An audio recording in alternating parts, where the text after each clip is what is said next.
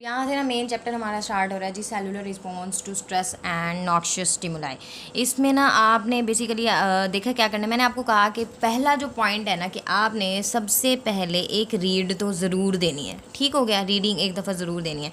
दूसरी दफ़ा भी आप जब रीड करने लगोगे ना तो जो इंपॉर्टेंट लाइन्स है ना आपने उसको अंडरलाइन कर लेना है। अंडरलाइन कर लो, आप उसको हाईलाइट कर लो, कुछ भी कर लो, ये तो आपने लाजमी तरीके से करना ही है। ठीक है, फिर तीसरे नंबर पे जो आपने अंडरलाइन कीनी होंगी उन बातों को अच्छे से, उसका कॉन्सेप्ट लेना है, उसको अच्छे से याद कर लेना है। 3 दफ़ा तो आप जब पढ़ ही लोगे ना तो फिर तो याद करना उसको मुश्किल नहीं रह जाता। ठीक है, अगर हम देखो बात करते हैं cellular response to noxious stimuli, इसमें हम देखो क्या क्या चीज़ें देख रहे हैं। अडेप्टेशन की डेफिनेशन है, हाइपरट्रॉफी, हाइपरप्लेजिया, मेटाप्लेजिया, एट्रॉफी, इन सब की ना एक एक लाइन की सिर्फ डेफिनेशन है जो यहाँ से करने वाली है और कुछ नहीं करने वाला। सेल इंजरीज, रिवर्सिबल, इरिवर्सिबल, ये अच्छा। अगर अब इस पूरे टॉपिक का खुलासा देखना है तो आप जो है ना ये फ़्लो चार्ट कर लो, बस ये इनफ हो जाएगा, ये फ़्लो चार्ट इनफ हो जाएगा, आपसे ये टॉपिक जो है वो कवर हो जाता है। और ऐसे ही करना है, ये ऐसा नहीं है कि आप इस पूरे को रटने बैठ जाओगे। बस आप कॉन्सेप्ट लो, समझ लो कि हाइपरट्रॉफी क्या होती है। हाइपर मीन ज़्यादा, और ये मतलब क्या क्या ज़्यादा हो रहे हैं, इंक्रीज़ हो रहा है, क्या चीज़ इंक्रीज़ हो रही है, size of the cell increase हो रहा है। ठीक है, हाइपरप्लेजिया में आपने बस इसका याद रखना है कि क्या इंक्रीज़ हो रहा है, नंबर इंक्रीज़ हो रहा है। तो ये चीज़ें जो है आपने अपने माइंड में बिठानी है। देन इसके बाद ये टेबल आ जाता है, आपने इस टेबल को या अगर आप कर लोगे ना तो ये एक शॉर्ट चीज़ है, जब आप ये याद कर लोगे आगे इसकी डिटेल याद करना भी आसान हो जाएगा।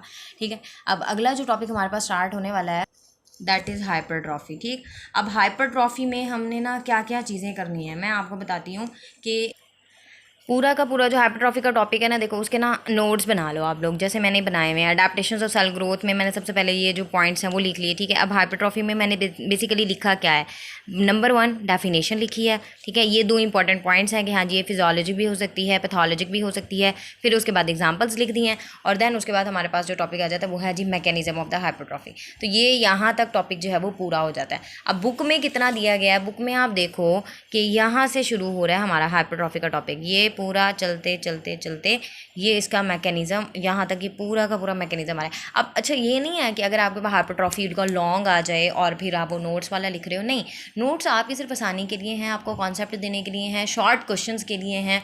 ठीक है, और बेसिक कॉन्सेप्ट लेने के लिए है कि प्रॉफ टाइम में अगर आप वो रीड करो तो कम से कम इतना याद आ जाए आपको कि आपने इस टॉपिक में पढ़ा क्या क्या था। ठीक है, तो अभी आपने क्या सीखा कि अगर आपने रॉबिन करनी है तो पहले तो आपको रीड करना पड़ेगा, अंडरलाइन करने पड़ेंगे और नोट्स बनाने पड़ेंगे। आप नोट्स बनाओगे तो आपके लिए ये आसान होगा प्रॉफ के दिनों में करने के लिए, अदरवाइज़ ये मुश्किल हो जाता है। अब मैंने इसके जैसे सारे मैंने नोट्स बनाए हुए हैं। ये हाइपरप्लेजिया है, इसकी जो है ना वो डेफिनेशन आ गई, एग्जांपल्स आ गई, और देन उसके बाद हमने इसकी जो है ना टाइप्स देख ली है, मैकेनिज्म देख लिया है, हाइपर एट्रॉफी आ गया, देन उसके बाद ये इसके कॉजेज़ आ गए, इसका मैकेनिज्म आ गया।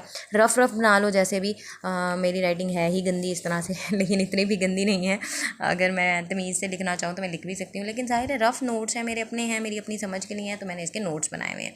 तो आपके लिए ये चीज़ करना आसान हो जाएगी। ठीक है, आप अंडरलाइन करते जाओ, पॉइंट्स बनाते जाओ, और कम से कम 3 दफ़ा तो आपको लाजमी तौर पे जो है ना वो रीड करना पड़ेगा, अदरवाइज़ आपके लिए मुश्किल हो जाएगा। क्योंकि अच्छा एक ये भी तरीका है कि जब आप लेक्चर ले रहे होते हो ना तो लेक्चर के दौरान ही आप नोट्स बना लो। अगर आपके टीचर्स जो हैं वो नोट्स बनवाते हैं या कुछ हैं, अगर वो स्लाइड से पढ़वा रहे हैं तो फिर भी कोई नहीं होता ना, आप लिख लो, आप कुछ अपनी मर्ज़ी से कुछ ना कुछ जो है ना लाजमी नोट डाउन करते रहो। एक तो जब लिखते लिखते आप सुन रहे होते हो तो मेरे ख्याल से ज़्यादा याद हो जाए, माइंड में रह जाता है लेक्चर, अदरवाइज़ लेक्चर को भी मतलब फिर भूल जाता है ना, घर आके भी भूल जाता है।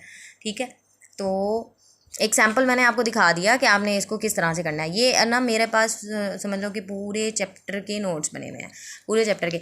अब अगर मुझे बहुत जल्दी में कोई तैयारी करनी है इस चैप्टर की तो मैं कभी भी ये इतनी लंबी मोटी किताब नहीं खोलूँगी, मैंने डायरेक्ट उठा लेने हैं अपने नोट्स, उसको देखना है और बस बात ख़त्म, वहीं को याद करके इतना तो आप लिखने के काबिल हो ही जाते हो ना वो नोट्स पढ़ने के बाद। ठीक हो गया, तो आपने इस तरह से जो है ना रॉबिन की तैयारी करनी है। That's it.